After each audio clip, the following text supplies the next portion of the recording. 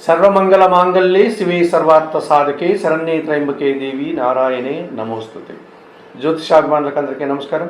2026 June మాసంలో మాస ఫలితాలు. 2026 జూన్ మాసంలో సింహరాశి వారి యొక్క మాస ఫలితాలు.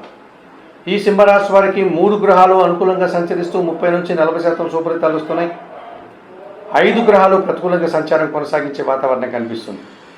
ప్రధానంగా 2026 జూన్ మాసంలో సింహరాశి వారికి జన్మరాశ్యాధిపతి అయినటువంటి సూర్య భగవానుడు, ఈ గ్రహరాజు అయినటువంటి సూర్య భగవానుడు ఈ జూన్ నెలంతా కూడా దశమములో అనగా వృషభ రాశిలో, లాభములో అనగా మిథున రాశిలో ఆయన సంచారం కొనసాగించడం వల్ల అధికారుల అండదండలతో నూతన ఉద్యోగాలు కానీ ఉన్న ఉద్యోగంలో పదోన్నతులు కానీ అందుకుంటారు. ప్రభుత్వం నుంచి సహాయం అందుకుంటారు. రాజకీయ నాయకులకు కూడా నూతన అవకాశాలు వచ్చే వాతావరణం ఉంది. తండ్రి సహకారంతో ఒక కార్యక్రమాన్ని దిగ్విజయంగా పూర్తి చేస్తారు. ఇక ద్వితీయ లాభాధిపతి అయినటువంటి బుధుడు ఈ నెల 22 వరకు లాభములో మిథున రాశిలోని సంచారం కొనసాగించడం వల్ల మీ మాటలకు విలువ పెరుగుతుంది. స్థిరాస్తుల నుంచి లాభాలు అందుకుంటారు. వ్యాపార అభివృద్ధి, ఆర్థిక అభివృద్ధి, బ్యాంకు లావాదేవీలు బాగున్నాయి. ఆర్థికంగా మీరు బలపడేటువంటి సూచన కూడా కనిపిస్తుంది.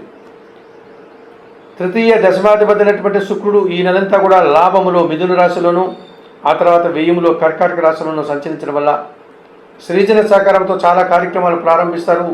మంచి విజయాలు సాధిస్తారు. వృత్తి ఉద్యోగ వ్యాపారాల్లో రాణిస్తారు. విందు వినోదాల్లో పాల్గొంటారు. సంతోషంగా ఆనందంగా కాలం గడిపే పరిస్థితి కనిపిస్తుంది. 2026 జూన్ మాసంలో సింహరాశి వారికి సూర్య భగవానుడు, బుధుడు, శుక్రుడు అనుకూలంగా సంచరిస్తూ 40% శుభఫలితాలు అందిస్తున్నారు. మరి 2026 జూన్ మాసంలో ప్రతికూలంగా చతుర్థ భాగ్యాధిపతి అయినటువంటి కుజుడు ఈ జూన్ నెలంతా కూడా భాగ్యములో మేషం రాశిలోను, ఆ తర్వాత దశమములో వృషభ రాశిలోను ప్రతికూలంగా సంచరించడం వల్ల కుటుంబం కోసం నూతన వస్తువులు కొనుగోలు చేసి ఇబ్బందులు కొని తెచ్చుకున్న వారు అవుతారు. వాహన సమస్యలు అధికమవుతాయి. భూ వివాదాలు అధికమవుతాయి. తండ్రి ఆరోగ్యం విషయంలో జాగ్రత్తలు తీసుకోవాలి. వ్యవసాయ రంగంలో కానీ రియల్ ఎస్టేట్ రంగంలో కానీ నష్టాలు వచ్చే పరిస్థితి కనిపిస్తుంది. ఇక పంచమ అష్టమాధిపతి అయినటువంటి గురువు ఈ జూన్ మాసంలో ఆయన వ్యయములో సంచరించడం వల్ల కర్కాటక రాశిలో మీ ఆలోచనలు కలిసి రాదు. సంతానంతో మనస్పర్ధలు వస్తాయి. సంతానం విషయంలో కూడా ఇబ్బందులు ఎదురవుతాయి. ఆత్మీయులతో అభిప్రాయ భేదాలకు అవకాశం ఉంది. విద్యార్థులకు ప్రతికూల ఫలితాలు వస్తాయి. అనుకోకుండా నూతన అవకాశాలను పోగొట్టుకుంటారు. సమాజంలో కొన్ని సందర్భాల్లో మీరు అవమానాలు ఎదుర్కొనే వాతావరణం కూడా కనిపిస్తుంది. ఆర్థిక సమస్యలు కూడా అధికమవుతాయి. ఖర్చులు పెరిగిపోతాయి.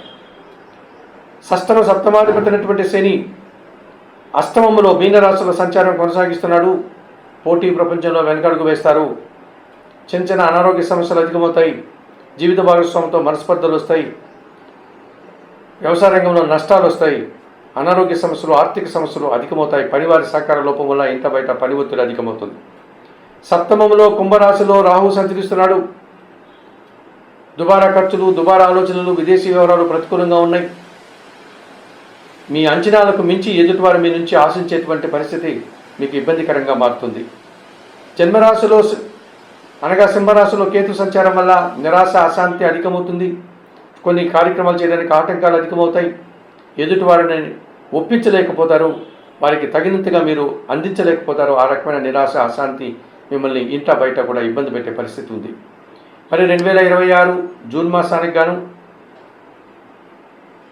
ఈ సింహరాశి వారు తప్పనిసరిగా కుజుడికి, గురువుకి, శనికి, రాహుకేతువులకు పరిహారాలు నిర్వర్తించుకోవాల్సిన అవసరం ఉంది. జన్మరాశిలో కేతువు, సప్తములో రాహు సంచారం వల్ల ఇది ప్రబల కాలసర్పదోషం కనుక శ్రీకాళహస్తీశ్వర ఆలయానికి వెళ్ళి ఆ ఆలయంలో అందుబాటులో ఉండే రాహుకేతు పూజలు నిర్వర్తించండి. అలాగే ఆ ఆలయంలో ఉన్నటువంటి వాయులింగేశ్వర క్షేత్రమైనటువంటి శ్రీకాళహస్తీశ్వర స్వామిని, అక్కడ కొలువుదీరినటువంటి పార్వతీ అమ్మవారు జ్ఞానప్రసూన్న అమ్మవారుగా దర్శనమిస్తారు. ఆ మహాతల్లిని దర్శించుకోండి.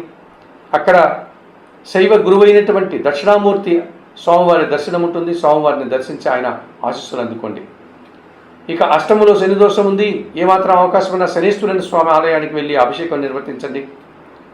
అవకాశం లేని వారు శనివారం రోజు ఈశ్వరునికి పాలాభిషేకం నిర్వర్తించండి. నిరంతరం బిల్వాష్టకం చదువుకోండి. వ్యయములో గురువు సంచరిస్తున్నాడు. దత్తాత్రేయ స్వామి వారి దర్శనం, గురుచరిత్ర పారాయణం, పశువర్ణ పండు నైవేద్య సమర్పణ చేసుకోండి. భాగ్యములో కుజ సంచారం ఉంది కనుక సుబ్రహ్మణ్య స్వామిని దర్శించండి. సుబ్రహ్మణ్యాష్టకం చదువుకోండి. ఎర్ర కందిపప్పును పేదవారికి దానం చేయండి. 2026 జూన్ మాసానికి గాను ఈ సింహరాశి వారు కందులు, శనగలు, ఎర్ర కందిపప్పు పేదవారికి దానం చేయడం వల్ల మరింతగా మంచి ఫలితాలను పొందగలుగుతారు.